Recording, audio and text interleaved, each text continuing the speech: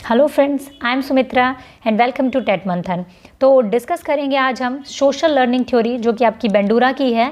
बहुत important theory है, बहुत इजी थ्योरी। अगर आप इसको समझेंगे तो बिल्कुल हमारी रियल लाइफ से रिलेटेड है। एचटेट, सीटेट या सभी टेट एग्जाम्स के लिए बहुत इंपॉर्टेंट है। तो हम लोग डिस्कस करेंगे इसके बारे में, और लास्ट में हम कुछ प्रीवियस ईयर क्वेश्चंस को डिस्कस करेंगे जो कि आपके एचटेट में और सीटेट में पूछे गए हैं इस थ्योरी से। ठीक है, स्टार्ट करते हैं। ये है आपका सोशल कॉग्निटिव लर्निंग। अब इसके कई सारे नाम हैं इस थ्योरी के, उनको देख लेते हैं। सबसे पहले यहाँ पे आप देखेंगे अगर, तो इस थ्योरी के बहुत सारे नाम आपको मिलेंगे।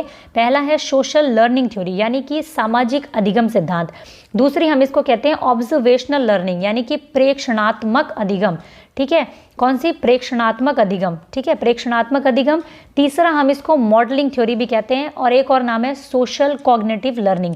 ये चारों नाम हैं, आप चारों नाम याद रखेंगे क्योंकि किसी भी नाम को आपके ऑप्शन में डाला जा सकता है और ये आपकी बेंडूरा की थ्योरी से रिलेटेड होगा। ठीक है, तो तीनों नाम आपको आई होप कि समझ में आ गए होंगे। Social learning theory, observational learning, modelling, या फिर सोशल कॉग्निटिव लर्निंग यानी सामाजिक संज्ञानात्मक सिद्धांत। ठीक है, तो बेंडूरा का क्या मानना था? जैसे कि बिहेवियरिस्ट मानते हैं कि भाई व्यवहार में परिवर्तन हो जाना, relatively permanent change in behaviour आपका लर्निंग होता है।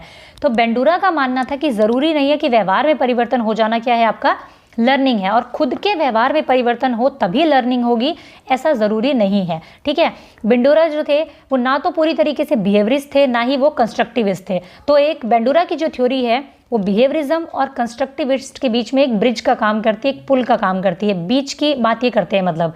ठीक है, तो ये क्या कहते हैं ऑब्जर्वेशनल लर्निंग में? ये क्या कहते हैं कि भाई जो लोग होते हैं, जो बच्चे होते हैं, जो इंसान होते हैं, वो क्या करते हैं, वो खुद से एक्सपीरियंस से ज़्यादा क्या करते हैं, वो दूसरों के एक्सपीरियंसेस से, दूसरों को देख करके सीखते हैं। ज़रूरी नहीं है कि हर चीज़ आपके साथ बीतेगी उसके बाद ही आप सीखेंगे।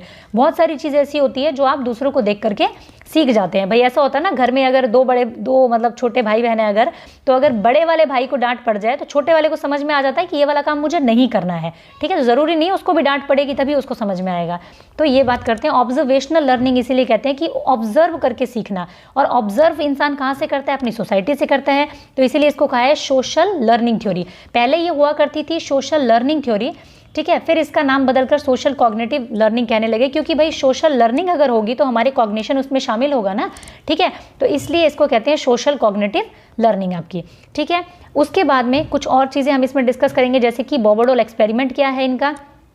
एक देखेंगे कि मॉडलिंग का प्रोसेस क्या है, जो ऑब्जर्वेशनल लर्निंग होती है वो उसका क्या प्रोसेस है, क्या फैक्टर्स हैं, किस तरीके से होती है।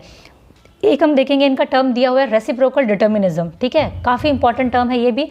नेक्स्ट है आपका इसकी एजुकेशन इंप्लीकेशन क्या है, भाई हम लोग इसको क्यों पढ़ रहे हैं, एज ए टीचर आप टीचर बनने वाले, हम इसे क्यों पढ़ रहे हैं इस थ्योरी को, वो हम देखेंगे। बॉबरडोल एक्सपेरिमेंट क्या है, जल्दी से इसको देख लेते हैं। क्या है कि कुछ बच्चों को एक मूवी दिखाई गई जिसमें कि जैसे कि एक क्लास में कुछ बच्चों को एक मूवी दिखाई गई जिसमें कि एक मॉडल था, और वो इस तरीके की डॉल जो है आपकी, ये इस तरीके की डॉल है जो ये वाली, इसको क्या है, वो इसके साथ में काफ़ी एक मतलब वायलेंट बिहेव कर रहा है, इसको मार रहा है, इसका मतलब हाथ तोड़ दिया, इसको मतलब गिरा दिया, लात मार दिया, हाथ मार दिया, इस तरीके का बिहेव कर रहा है। तो कुछ बच्चों को मूवी दिखाई गई वो, ठीक है, और कुछ बच्चों को मूवी में दिखाया गया कि इस हरकत के बाद में उस मॉडल को क्या है, उसको कुछ रिवॉर्ड दिया जा रहा है जब उसने ये हरकत की। ठीक है, और जो एक दूसरे रूम में जो बच्चे थे उनको दिखाया गया कि इस तरीके की हरकत जब इस मॉडल ने की, जब इसने इस डॉल को मारा तो उसको पनिशमेंट दिया गया। ठीक है, उस मॉडल को क्या किया, पनिशमेंट दिया गया। और तीसरे रूम में जो बच्चे थे उनको ये दिखाया गया कि इस मॉडल ने इस डॉल के साथ में जो भी बिहेवियर किया तो उसको कोई भी ना तो पनिशमेंट मिला, ना ही उसको रिवॉर्ड मिला।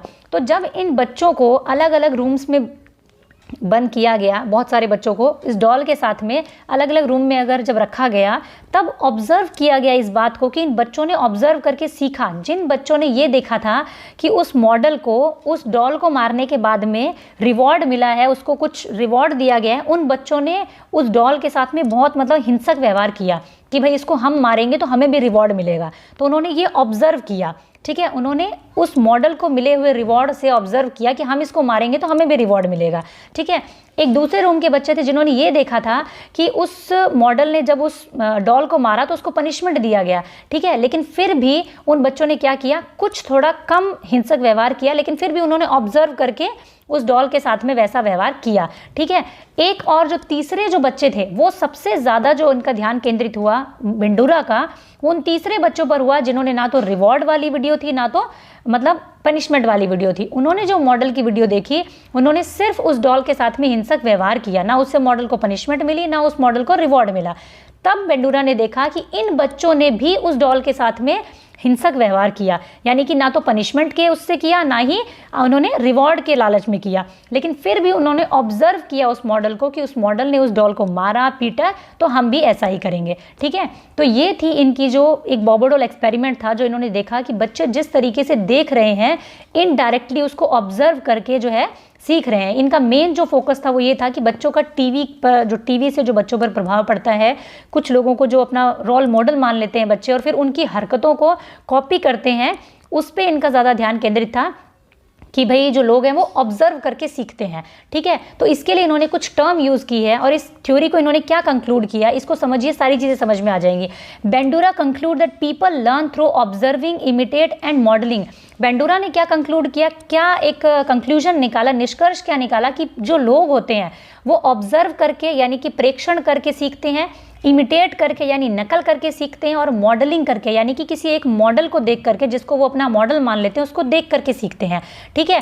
People not only learn by being rewarded और पनिश्ड इटसेल्फ, यानी कि लोग तब नहीं सीखते जब उनको खुद पनिशमेंट दी जाए या खुद उनको रिवॉर्ड दिया जाए, बल्कि they can learn from watching somebody being rewarded और पनिश्ड। वो इससे भी सीखते हैं कि उनके सामने किसी को रिवॉर्ड दिया जा रहा है या उनके सामने किसी को पनिशमेंट दी जा रही है। भाई आपने देखा होगा क्लास में जब एज ए टीचर, मैंने तो ये मतलब फील किया है बिल्कुल, और हमारे टाइम पे तो टीचर्स वैसे भी पनिशमेंट दिया ही करते थे। तो उस टाइम पे अगर टीचर एक बच्चे को पनिशमेंट दे देता तो पूरी क्लास जो है एकदम से सन्नाटा आ जाता था पूरी क्लास में, क्लास पूरी एकदम शांत हो जाती थी।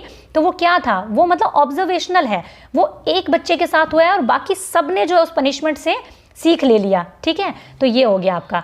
तो इसके लिए इन्होंने कुछ 3 टर्म यूज़ किए, उनको समझेंगे, ये पेपर में बिल्कुल आपकी पूछी जाती है तो आप याद रखेंगे इनको। एक होता है आपका विकेरियस रेनफोर्समेंट, यानी कि अप्रत्यक्ष पुनर्बलन। विकेरियस रेनफोर्समेंट क्या होता है, भाई किसी और को मोटिवेशन से आपको सीखना, ठीक है। विकेरियस रेनफोर्समेंट यानी कि आपने देखा कि भाई आपकी क्लास में एक बच्चा फर्स्ट आ रहा है और उसको क्या है, आपको रिवॉर्ड दिया जा रहा है, उसको ट्रॉफी मिल रही है, उसको एनुअल डे पे पूरा सम्मानित किया जा रहा है, तो आपके अंदर क्या होगा, उसको देख करके जो मोटिवेशन आएगा, उसको देख करके जो आपके अंदर मोटिवेशन आएगा, भाई आपको ट्रॉफी थोड़ी मिल रही है, लेकिन उसको देख करके जो मोटिवेशन आएगा उसको कहते हैं विकेरियस रीइंफोर्समेंट, यानी कि अप्रत्यक्ष पुनर्बलन है।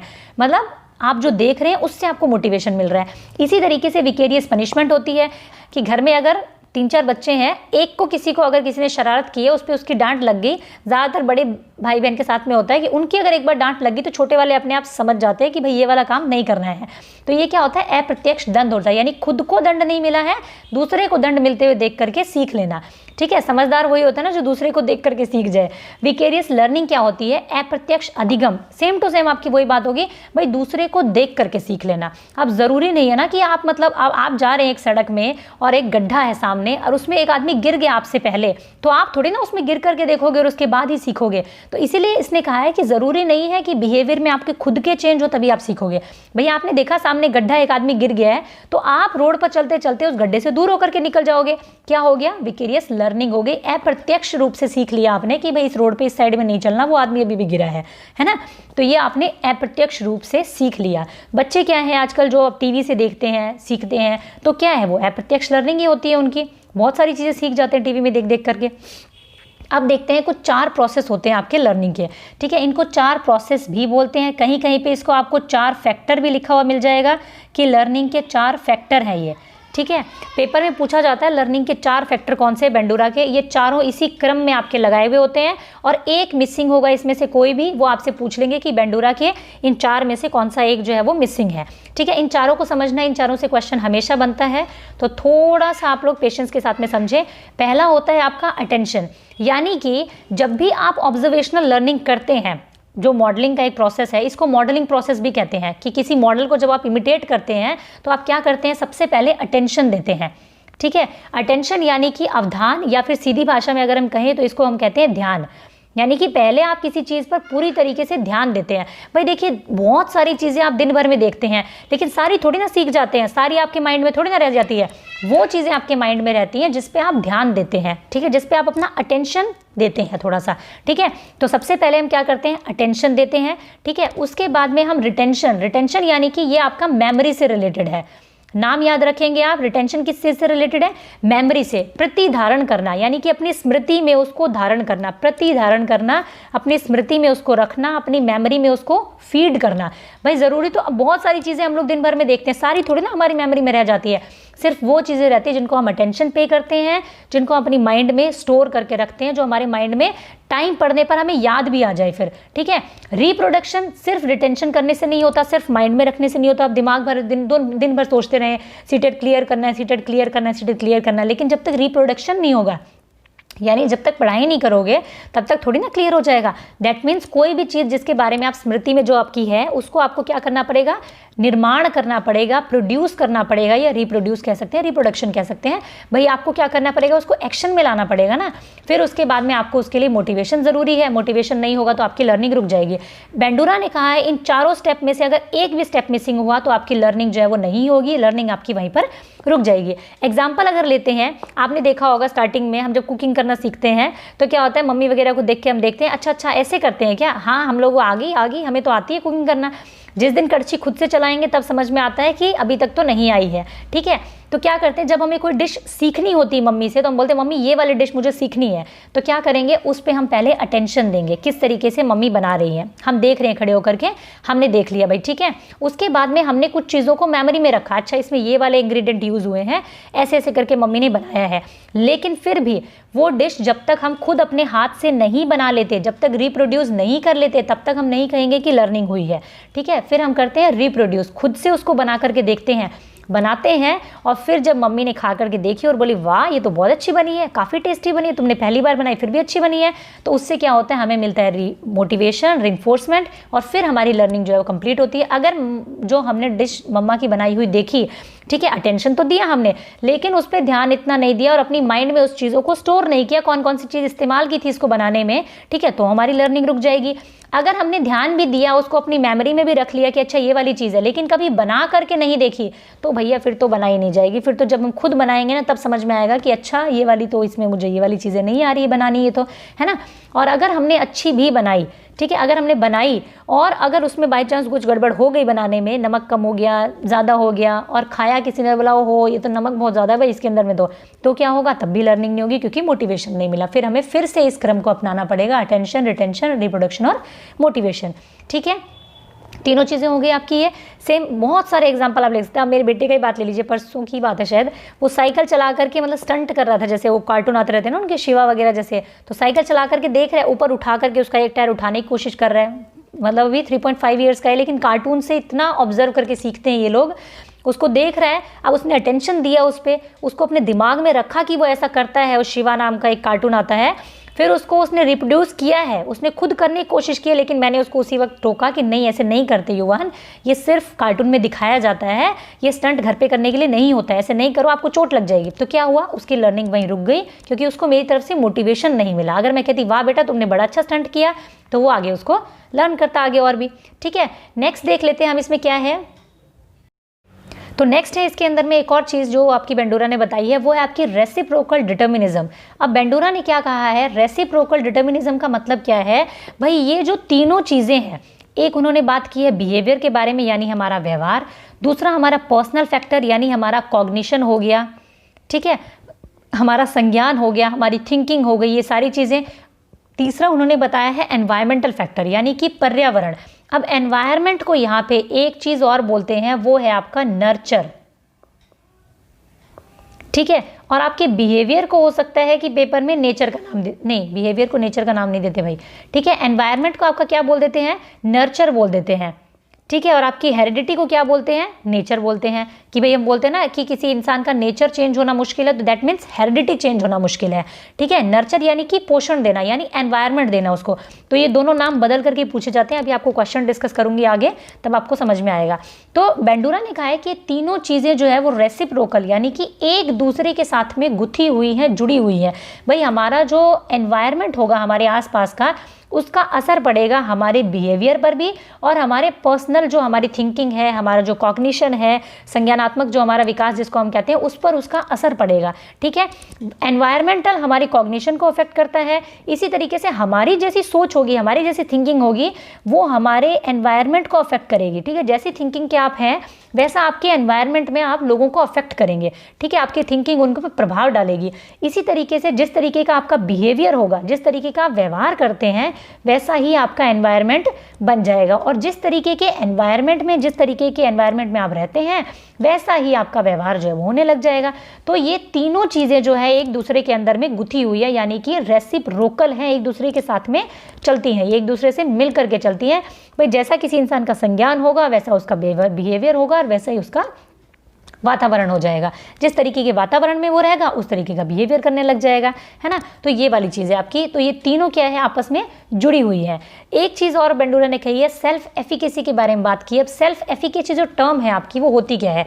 सेल्फ एफिकेसी का मतलब होता है कि सेल्फ एबिलिटी, ठीक है। सेल्फ एफिकेसी का मतलब होता है कि एक पर्सन्स का बिलीफ होना अपने ऊपर, खुद के ऊपर, खुद की एबिलिटी के ऊपर, किसी एक पर्टिकुलर सिचुएशन में सक्सीड होने का एक बिलीफ होना। भाई आपके अंदर क्या है, एक सेल्फ एफिकेसी है, एक हाई सेल्फ एफिकेसी है कि भाई मैं सीटेट का अगर 1 महीना अच्छे से प्रिपरेशन करूंगा, चाहे वो सीटेट हो चाहे वो एस्टेट हो, तो मेरा सीटेट आराम से क्लियर हो जाएगा। ये क्या है, आपकी सेल्फ एफिकेसी है, खुद का, खुद के ऊपर बिलीव होना एक सेल्फ एफिकेसी का एग्जाम्पल है आपका, ठीक है। हाई सेल्फ एफिकेसी यानी कि आपका खुद पर बिलीव होना, ठीक है, एक पॉजिटिव वो होना आपका। लेकिन लो एफिकेसी क्या होती है, भाई आप कहीं मुझसे तो नहीं होगा, भाई मैंने 2 बार कर लिया, अब इस बार मैं फॉर्म नहीं भरूंगा, मेरे से तो ये एग्जाम क्लियर नहीं होगा। लो एफिकेसी यानी कि आपने पहले से ही हार मान लिया, तो वो क्या होगी, आपकी लो सेल्फ एफिकेसी होगी, ठीक है। इसी से आपका एक टर्म बेंडूरा ने तो नहीं दिया है, लेकिन यहाँ से हम उसको, मुझे याद आ गया फिलहाल, तो लर्न हेल्पनेस होता है आपकी, ठीक है। ये भी आपका एस्टेट में आया हुआ क्वेश्चन है, फिलहाल मैंने वो क्वेश्चन आज शायद नहीं लिया है। लर्न हेल्पनेसनेस होता है, यानी कि सीखी हुई निसहायता। यानी कई बार क्या होता है, जब हम बहुत डीमोटिवेट हो जाते हैं, और मोटिवेट कब होते हैं, जब आपने एक बार सीटेट का एग्जाम दिया, क्लियर नहीं हुआ, दूसरी बार दिया फिर क्लियर नहीं हुआ, तीसरी बार दिया फिर क्लियर नहीं हुआ, 3 बार आपने एग्जाम दिया, क्लियर नहीं हुआ, उसके बाद चौथी बार आप बोलेंगे मैं नहीं फॉर्म भरूंगा इस बार, भाई मैं बिल्कुल भी इस एग्जाम को क्लियर नहीं कर सकता, मैं तो फॉर्म ही नहीं भरूंगा इस बार। वो क्या होती है, एक आदमी का बार बार प्रयास करने के बाद भी अगर उसको असफलता मिलती है, उसको बोलते हैं लर्न हेल्पलेसनेस, ठीक है। उसको किस तरीके से दूर किया जा सकता है, आपको खुद को सेल्फ मोटिवेट करके, खुद को सेल्फ एक गोल डिसाइड करके कि मेरा ये गोल है और मुझे इसको हर हाल में उसको मुझे पाना है, उससे हम लर्न हेल्पलेसनेस से बच सकते हैं, ठीक है। तो ये कुछ टर्म्स थी। अब हम देखते हैं इसकी एजुकेशन इम्प्लीकेशन क्या है। भाई हम इस थ्योरी को यहाँ पर क्यों पढ़ रहे हैं, आपको एज ए टीचर क्या फ़ायदा होगा इस थ्योरी को पढ़ने का। तो यहाँ क्या बोला गया कि teacher is a model for student in classroom. आपको इस बात का ध्यान रखना है, बेंडूरा ने कहा है कि बच्चे एक मॉडल को देख करके, ऑब्जर्व करके चीज़ें सीखते हैं। जैसा कि आपने देखा होगा ना, तेरे नाम मूवी आई थी, तो सलमान खान ने ऐसे बीच की मांग रख ली है, तो मतलब आधे से ज़्यादा लड़के जो है बीच की मांग रखना स्टार्ट हो गए थे। तो क्या हुआ, उन्होंने उस मॉडल को फॉलो कर लिया ऑब्जर्व करके, ठीक है। तो इसी तरीके से जो टीचर होता है वो बच्चों के लिए मॉडल होता है, रोल मॉडल होता है जब वो क्लास में होता है। तो इसीलिए उस टीचर का जो एटीट्यूड, जो टीचर है, she has a profound effect on students attitude, belief and behaviour. उसका पूरा इफेक्ट रहता है बच्चों के ऊपर, प्रभाव रहता है बच्चों के एटीट्यूड पर, बिलीफ्स पर। भाई अगर आपको एक नेगेटिव टीचर मिल जाए जो हमेशा मतलब मनहूस बातें करता हो कि भाई अरे तुमसे तो कुछ नहीं होगा, तुम तो पढ़ते लिखते नहीं हो, तो क्या होगा, आपका उसी तरीके का एटीट्यूड बन जाएगा उस पर्टिकुलर एक सब्जेक्ट के बारे में, लर्निंग के बारे में। वहीं आपको एक अच्छा टीचर मिल जाए जो कहे तुम तो कर सकते हो बेटा, तुम करोगे, क्यों नहीं करोगे, जब सारी दुनिया इसको पास कर पा रही तुम क्यों नहीं कर पाओगे, तो आपके अंदर क्या होगा, एक पॉजिटिव एटीट्यूड आएगा। तो टीचर आपके लिए एक रोल मॉडल का काम करता है। तो टीचर को क्या होना चाहिए, एक अच्छा मॉडल बनना चाहिए आप लोगों के सामने, एक अच्छा आपको एग्जाम्पल बनना चाहिए, ठीक है। The teacher should not forget to give complimentary remark. जैसे बताया हमने कि वाइकेरियस रिन्फोर्समेंट काम करती है, तो इसी तरीके से क्या होगा, टीचर को क्या है, कुछ रिमार्क्स हमेशा देने चाहिए कि वेल डन बेटा, आपने बहुत अच्छा किया, excellent, good boy, good girl, keep it up. इस तरीके के एग्जाम्पल अगर हम टीचर्स जो है इस तरीके के कॉम्प्लीमेंट्री वर्ड यूज़ करते हैं, तो एक बच्चे को भी अगर वो बोलते हैं तो बाकी बच्चे क्या होंगे, विकेरियस रिइंफोर्समेंट मिलेगा, उनको एक अप्रत्यक्ष मोटिवेशन मिलेगा, ठीक है। और पेरेंट्स को क्या करना चाहिए, पेरेंट्स को भाई पेरेंट्स को क्या करना चाहिए, should discourage their student children from watching violent movies, violent films, keeping friends और ऑफ डाउटफुल कैरेक्टर। भाई जो डाउटफुल कैरेक्टर के आपको जो फ्रेंड्स होते हैं उनसे अपने जो बच्चों को जो है दूर रखना चाहिए, और वायलेंट मूवीज़ जो है बच्चों को दिखाने से बचना चाहिए। जैसा कि हम कहते हैं ना कि जैसा हम देखते हैं वैसा ही हम सोचते हैं और वैसा ही हम करते हैं, ठीक है। तो इसलिए मतलब पेरेंट्स के लिए ये सुझाव रहता है कि वे बच्चों को इस तरीके की मूवीज़ जो वायलेंट है या जिसमें बहुत ज़्यादा स्मोकिंग वगैरह होती है, जैसे उड़ता पंजाब टाइप की मूवी,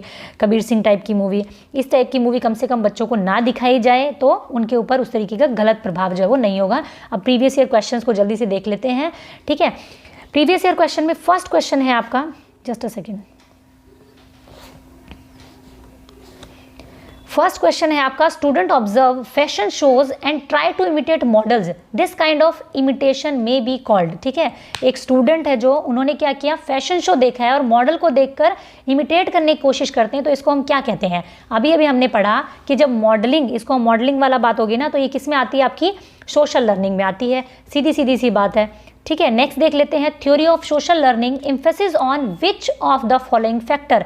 अब देखिए यहाँ पे आपको देखना पड़ेगा, इन्होंने बोला है कि जो थ्योरी है आपकी, ठीक है, इनमें से कौन सा ऐसा फैक्टर है जिस पर वो बल देती है, ठीक है। प्रकृति है आपकी, पोषण है आपका, प्रकृति है, पोषण है, अनुकूलन है और पाठ संयोजन है, यानी कि नेचर है, नर्चर, एडेप्शन है या फिर एमेंडेशन है। तो अभी अभी हमने फैक्टर वाली जो देखी, जो रेसिप्रोकल डिटर्मिनिज्म देखी, उसके अंदर हमने इन तीनों में से कोई वर्ड नहीं देखा, ना अडेप्टेशन है, ना एमेंडेशन है, ठीक है, ना ही नेचर। नेचर यानी कि हेरिडिटी आपकी, ठीक है, नेचर को याद रखना, नेचर और नर्चर दोनों चीज़।